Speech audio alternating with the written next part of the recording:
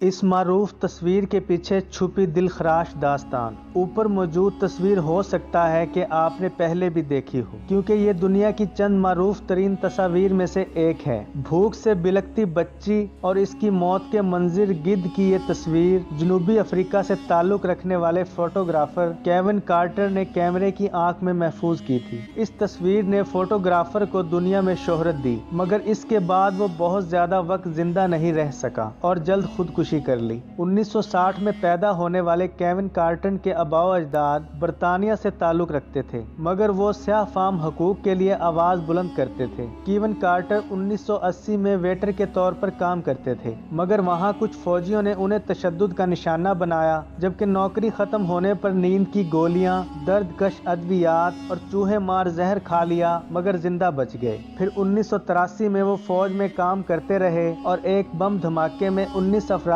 की हलाकत के बाद उससे मुस्ताफी हो गए। बाद अज़ां एक कैमरा सप्लाई शॉप में काम करने लगे और बतदरीज सहाफत का हिस्सा बन गए। पहले वो जोहान्सबर्ग संडे एक्सप्रेस में स्पोर्ट्स फोटोग्राफर के तौर पर काम करने लगे, मगर 1984 में नस्ली फसादात के बाद वो जोहान्सबर्ग स्टार का हिस्सा बन गए और सफेद फार्म हुकूमत के मजालिम सामने लाने का काम करने लगे। वो इन चंद फोटोग्राफर के ग्रुप में शामिल थे जिनको बैंक क्लब का नाम दिया गया था और इसका मकसद कस्बों में तशद्दुद को कवर करना था, यानी कि उसकी तस्वीरें बनाना था। 1993 में वो सूडान गए ताकि कहत साली से मुतासिर अफराद की हालत को दुनिया के सामने ला सकें। वहाँ उन्होंने वो तस्वीर खींची जिसकी बदौलत उन्हें प्लेटर्स अवार्ड मिला। एक गाँव में तस्वीर खींचने के बाद वो झाड़ियों की जानिब गए तो उन्हें कुछ आवाजें सुनाई दी जो एक करीबुल मर्ग यानी कि मरने के करीब बच्ची निकाल रही थी, जो एक इमदादी मरकज की जानिब जाते हुए रास्ते में गिर गई थी।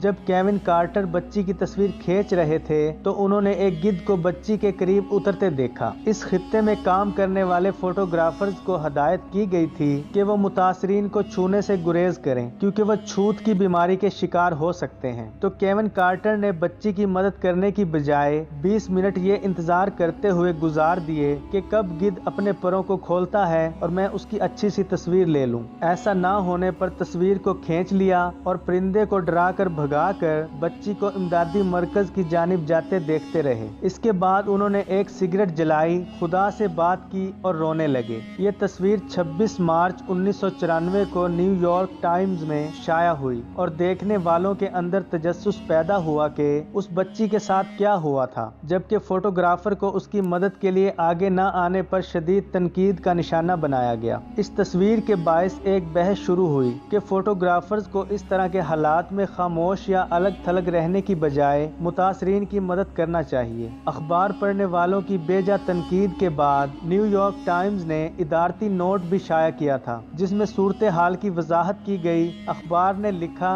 कि फोटोग्राफर ने बताया था कि वो बच्ची इस हद तक काबिल हो गई थी कि गिद्ध के भगाए जाने के बाद अपने रास्ते पर चल सके, मगर ये मालूम नहीं कि वो इमदादी मरकज तक पहुंच सकी थी या नहीं। जहां तक उस बच्ची का ताल्लुक है तो उसके बारे में तहकीकात के बाद मालूम हुआ कि किसी न किसी तरह वो इमदादी मरकज पहुंचकर बचने में कामयाब रही। दर हकीकत उस बच्ची का इंतकाल 14 साल बाद मलेरिया बुखार के बायस हुआ था। केविन कार्टर ने इस तस्वीर के बायस शोहरत और प्लेटर्स अवार्ड तो अपने नाम किया, मगर उस रोशन दिन की तारीकी कभी उनके अंदर से ना निकल सकी। दर हकीकत सूडान में उनकी खींची गई यही वाहिद तस्वीर नहीं थी, बल्कि मुतअद्दिद ऐसी तस्वीर उनके कैमरे में महफूज हुई जो इंतहाई दिल खराश थी, जिनको देखना हर एक के बस की बात नहीं था। अफसोसनाक वाकयात को कैमरे की आंख में महफूज करना उनकी जहनी हालत को मुतासिर करने का बायस बना। यहाँ तक कि टाइम मैगजीन के एक असाइनमेंट के लिए वो मोज़म्बिक गए तो वापसी में खींची गई तस्वीर के 16 रोल परवाज में ही भूल गए, जो कभी नहीं मिल सके।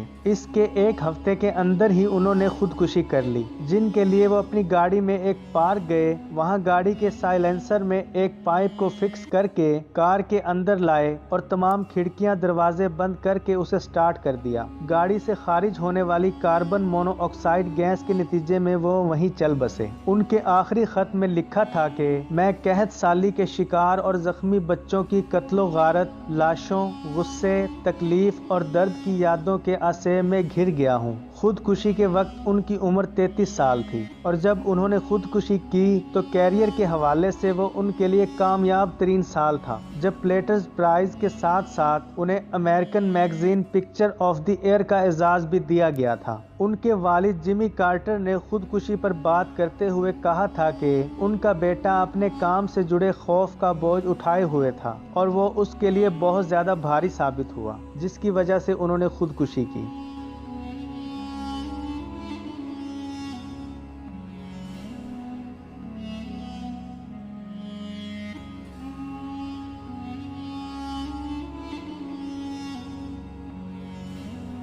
उम्मीद करता हूँ ये छोटी सी रिपोर्ट आपको अच्छी लगी होगी। अगर रिपोर्ट अच्छी लगे तो हमारे चैनल को सब्सक्राइब करें, साथ में घंटी के निशान को ज़रूर दबा दें ताकि आने वाली हमारी वीडियो आपको सबसे पहले मौसूल हो सके, और अपनी राय का इजहार कमेंट सेक्शन में ज़रूर कीजिएगा।